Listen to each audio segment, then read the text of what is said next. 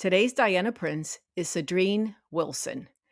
Sandrine is a Show It web designer, and she firmly believes that when it comes to building your website, that you should not be left in the dark. She is your guiding light to brighten your way through the entire process. She is very adventurous and loves to travel, snowboard, and take long hikes with her dog. Sandrine, welcome to Diana Prince. I am so excited to be here. Thank you. Well, I know that you are a Show It web designer and that you recently took the leap of faith and went into your own business from having, from being an employee doing the 9 to 5. So that got me excited to come onto this call because that is my story as well, and I can't wait to hear about you. Yeah, no, definitely the lovely 9 to 5 was just not for me at all. I can't even like it gives me nightmares to think of going back to it, which is so crazy. Um, because sometimes in the entrepreneurial, sometimes you're like, am I really in this business? Am I going to be able to succeed and be where I want to be, or do I have to go back to that 9 to 5? Thankfully, Hmm. I don't think I will ever go back to a 9 to 5. I am So thankfully, I'm very happy with where I am in my business right now. So I'll never have to go back there because those were dark, dark days. I would definitely say. Let's hear a little bit about it. What do you want to share what you did and what would be great to share? I really want to hone in on that point where you just decided this isn't for me. There's this moment, or maybe it's a bunch of moments all linked together. So let's hear the background. Yeah, no problem. So this was my first job coming right out of college. So I went to Virginia Tech, graduated, and my now husband, he lived up in the Philadelphia area. So I'm from like Mhm. the Northern Virginia, and his sister got me this job in it's in the health insurance world. So our company basically was like concierge. And so the job itself was terrible. But one of the biggest lessons I learned within the company is how health insurance works in the United States. So I understand all that, which I know is some of the most difficult things and they make it so complicated. But I did like because I was helping people, explaining their benefits, how to get the best care with their insurance. So it was a in general, it was a good job and I was helping people, which I really enjoyed. But all in all, I was literally customer service. So I'm on the phones. You are talking to people, you're talking about uncomfortable things, money, and their health.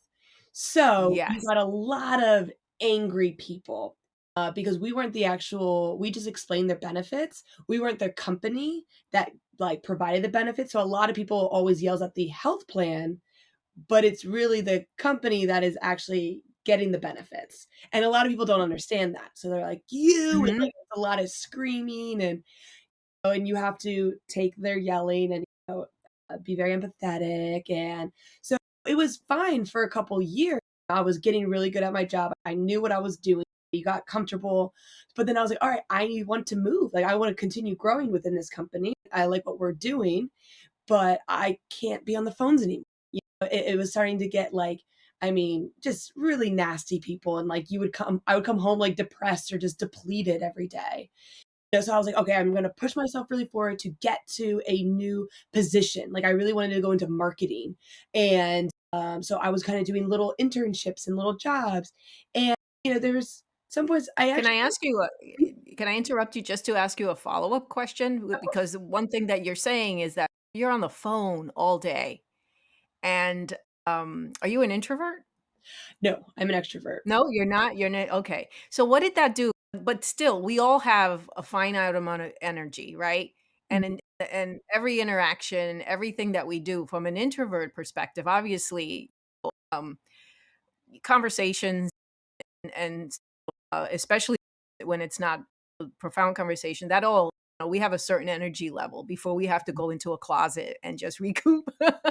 That's just the nature of an introvert. So let's give me a little bit background on you, like those constant conversations, being on the phone all day. Did that have any impact on your energy? I know it had an impact on your mood because you just said it, but how about your energy? Like, did it give you time for anything left by the weekend? No, I was depleted. Okay. No. See, I had to hear that from an extrovert because I know what it'll do to me. Yeah. No, for sure, and, like, I would be I'm dragging probably my at knuckles. what is it? I would be dragging my knuckles at the end of the day because I wouldn't even wanna make eye contact with somebody after that. No, and, like, thankfully we So did I was in the office, so it was nice to have some of my, coworkers there with me, and we would get off and we were like, "That was a rough call," or, "That was wow. intense," and so we did have a lot of good support, and, like, my, boss at the time, if I had a pretty hard call, she'd let me walk away, but then it came to a point where we were so busy, we didn't get those anymore. We were one Mhm. call after another. Oh, wow. And so, I mean, just completely draining. Monday mornings were absolutely, like, horrendous. I, like, dreaded going and, getting into it more, it it started messing, like, with my mood, like, I am not a very anxious person, so I don't really have anxiety, um, I never had a panic attack. I started having panic attacks. I started, just completely dreading that, Sunday scaries were really, really scary, like, Sundays were not fun for me, and it just I think it affected some of my relationships as well, but the one thing I do know Oh on the my goodness, weekend Sunday was like you're just gonna go dive back into the muck or, something that you already know the cycle was just not yeah. Oh my goodness. Yeah, so it was a little rough. And then me trying to get out of that position, they were not really allowing me. They kept pushing me down. And they were like, well, look, you would be great for this position, but we can't lose you. Oh. So you need to stay here. And that kept happening over. And I was like, I can't get out of this. Like, so that was definitely like talking about a turning point. Mhm. Definitely when I kept, if I was able to move within the company, I don't, maybe my path would have been different, but I think ultimately something would have led me to entrepreneur world. Who knows? But the biggest thing, kind of what ended up happening is I couldn't do it anymore. And I started looking, I'm a big traveler. I love traveling the world. And my biggest goal was always to have a big trip, go somewhere. And thankfully, at my time, my boyfriend, he loved to travel. He wanted to do that. So we got our teaching degree. And so while I was still working at my 9 to 5, I had got my certification to teach English online. And our goal Mhm. was to go to start in Thailand and then travel around for a year. And so I had the plan. I put in my 2 weeks, or now I'm trying to remember what you do. I was like, I think I put in my 2 weeks, and I was like so excited. I had actually my anniversary of leaving my job was November 1st, and it was the last time I completely walked out of the office. It was the scariest, best feeling I've ever had in my life, of walking out. Of course, I at the time I was like, "Yeah, I'm gonna go travel the world. I can't wait." And before that, that was November. We were gonna leave in January, so I was teaching English online and working at a coffee shop at the time. But mind you, it is January 2020 at the time, and I think actually, sorry, back up. In November, at the end of November, unfortunately, my dad got sick and he was in the hospital. So leaving in January, we couldn't leave in January. My dad was in the hospital for about 6 months, and like I didn't feel right leaving. So we stayed. So then we kept pushing. We're like, all right, we'll go in June. We'll go whenever. And unfortunately, we never got to go because COVID hit and the whole world shut down. So Mhm. I kind of was in this point of like, okay, my goal was to be living in Thailand, which is much cheaper than the United States at the salary I was making with teaching. So I was like, oh, what am I gonna do? And I was waking up at 3 in the morning.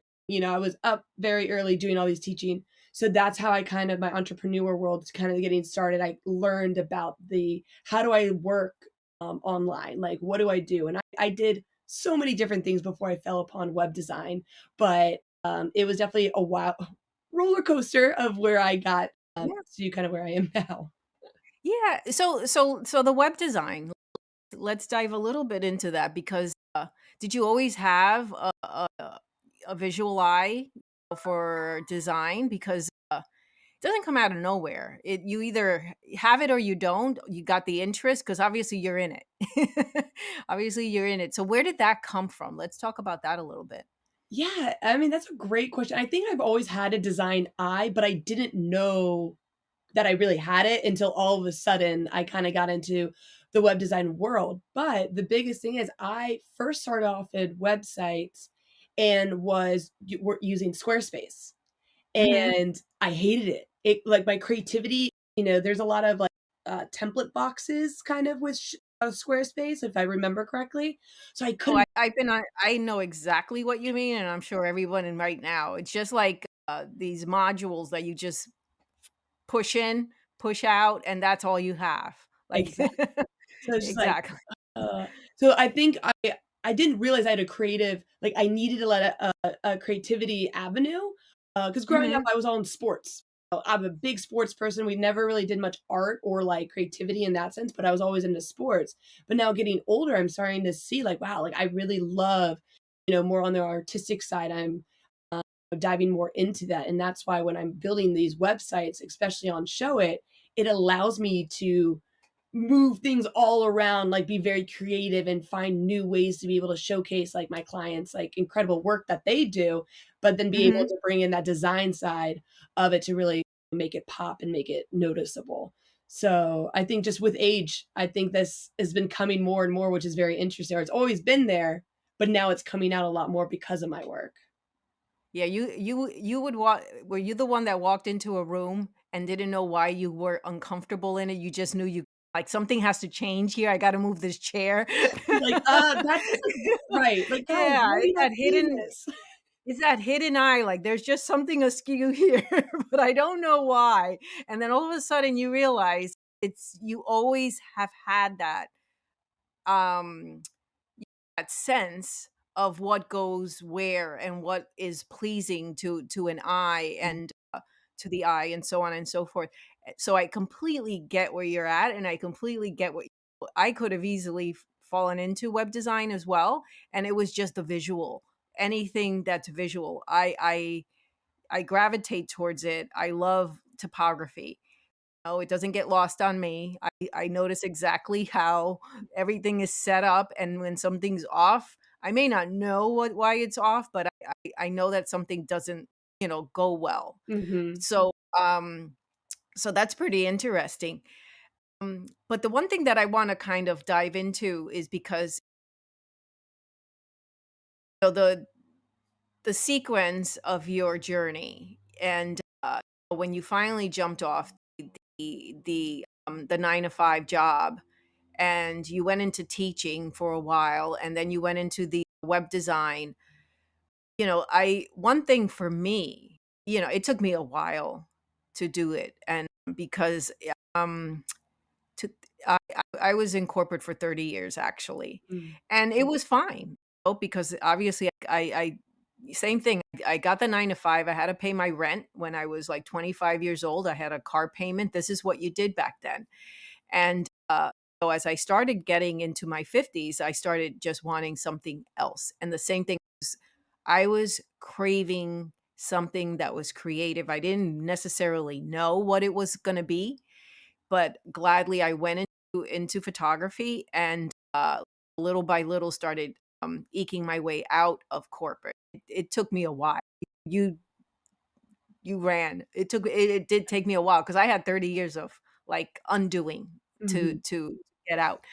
But what I was trying to get to is, um, there's something that happens when you do leave, and, there's something that and you in your wildest dreams couldn't have thought that this was gonna happen. No one could tell you this is gonna happen, but I think you know what I'm talking about. It's, basically when you finally take that leap of faith and your time is your own, mm, when, you work within your own ebb and flow, and you are, um I guess, on your own to build a business, to go find clients.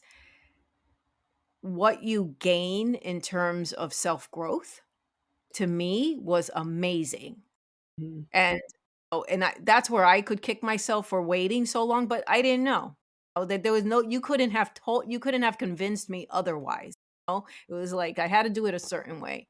But let's dive into that. Tell me, what your experience was with that. Yeah. It's insane. I always say if you wanted to really figure out who you are, what's your strength and your weaknesses, start a business. There you go. You said it in better words than I could have said. Yes, it is so fucking true. It is so fucking true. Basically, you don't have the space. I don't know. I'm like, I don't know. In corporate, I didn't yeah, I think I knew myself, but not like this Mm, because I everything kind of everything you do and when you do have and I'm going to use the word failure, but we do have failures and that's what we learn from, but you can only look internally for something that didn't go right and learn from it, and you learn more than you would in a day job yep. for whatever reason. It's more profound. You have nobody else to blame. And like you could sit it. I remember I sat in corporate for a long time, and you could have asked me, and I'm like, oh well, I think I'm pretty emotionally, in tune. No, I fucking wasn't. So go ahead. Take it Yeah. away. I want I to think, hear like, you. within the corporate world, it's probably very surface level of who you thought you were or whatever, and, like, I was like, "Alright, I'm an extrovert," like, in my corporate job, like, "I'm an extrovert.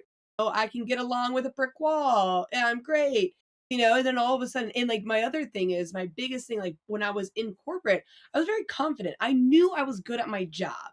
I knew and, like, I knew what I needed to do when I got in there, and I Yeah. knew when I was done. But in this entrepreneur world, like, I was dabbling into so many different things I've never even touched in my life, like, setting up your business, taxes with your company, and then you're like, you're wearing Mhm. so many different hats. So, like, for me personally, when I started, I mean, I started off like, I'm gonna just get all the clients in the world. Everyone's gonna come flocking to me, obviously, because I did one post and like everyone saw it in the world and everyone will come. I was just so on Yeah. my high horse when I first started until I realized you're insane. Like, there's absolutely that's not how it works. So I got like, I mean, I've gone into so many different stages within my business. So I was like super confident. And then now I'm kind of Right. more into like, I'm gaining my confidence back of where I was in my corporate world, if that makes sense. But I'm so much more in tune with everything and so much more in tune with myself of like, actually, what can I handle right now? Or what like for me, I'm really into breath work and meditation. So if I know I'm going to be having like a really big day, to get my mindset right, to get myself in the right place, I make sure that I set myself up for success. On my nine Mhm. to five job, I was having panic attacks. I didn't know I could do some breath work to help me with that. So within my journey, I started realizing like I need to help myself to figure out on the business side and then also the personal side because they go hand in hand, literally together. Um, Yes. Well, in corporate, they kind of well, even though you had that support structure because of where you were in your company, um, I still think that there's that sense that and you can chime in if it's what you felt as well, that you were there to do a job, and all the personal stuff kinda had to sit by the wayside so you can get the mhm, task at hand done, get those conversations done. Oh, and it's great, but you don't really get to work with the ebb and flow of your personal needs, not really. It's a 40-hour work week.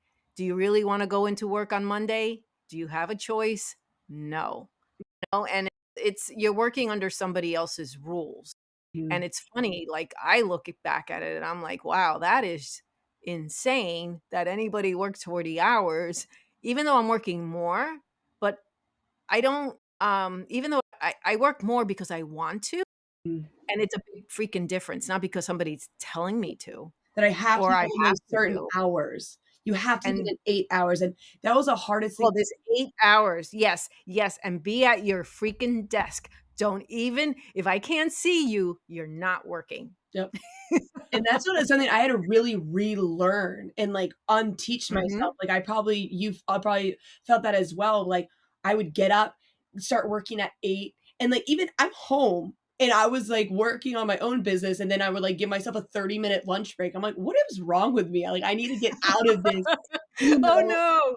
Oh, that is so true. It's like you gotta undo what you learned. Like, all of a sudden, like, know, I don't know about you, but it's like, for me it was like, like it took me a couple of months to realize that I need to build my business based on what I want to achieve personally. Mhm. Like, I'm just putting, like, the structure that I had originally put on it was a very corporate structure when you look at how often I would say I'm gonna work and then I'm gonna take a vacation, like, very rigid. "Oh, yeah, Mhm. take a vacation right here, and this My is" PTO, put it in the I'm like, calendar. "Why not? Why not? Move it around a little bit." Yeah, it's I Why mean, not be a little bit more flexible? Mind blown, because it didn't occur to me that I could do that. Like, I have family in different parts of the US. Who says I can't get clients where they're at and go visit them and make it work for me from a business standpoint? But it didn't occur to me. What did you learn, in terms of what works for you? Like, I'm sorry, is it Thailand or where were you going?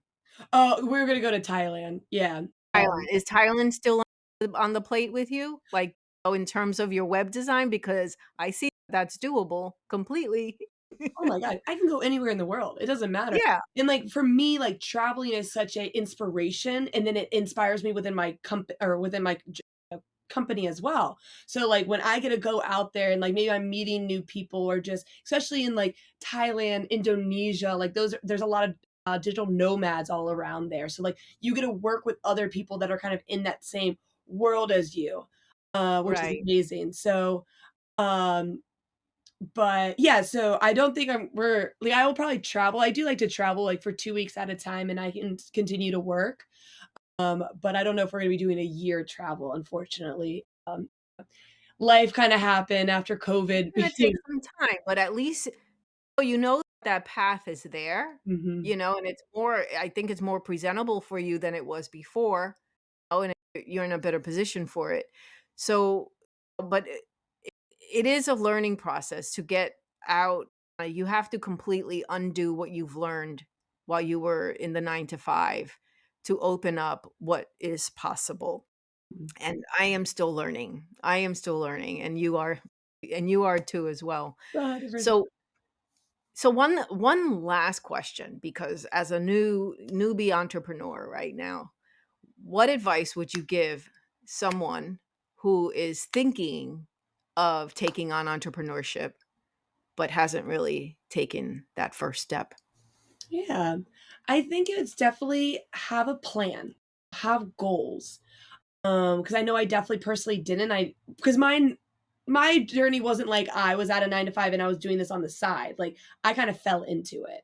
But if you are, still at a 9 to 5 and you're working on your business on the other end of it, set Mhm. yourself some goals and be like, "All right, in 3 months, I wanna be at this, making this revenue on my job, so then I can slowly start getting, like, then I can quit my 9 to 5." Don't just abruptly quit like I kinda did, um, 'cause it definitely mine was a much slower process because I Yeah. was working at a coffee shop and teaching English online, and then all of a sudden I was like, "Ooh, I need to make money now."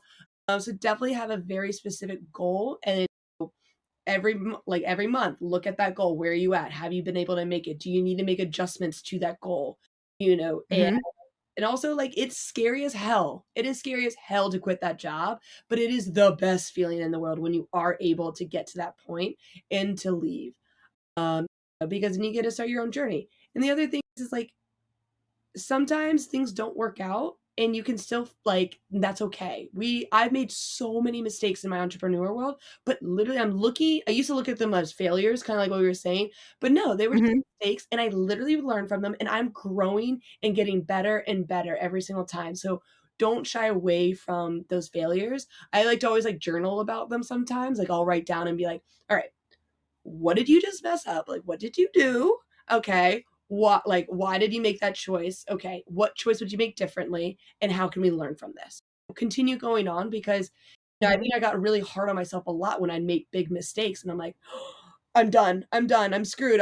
Whatever. But no, you just continue to learn from them. So that was a lot of Exactly. different pointers.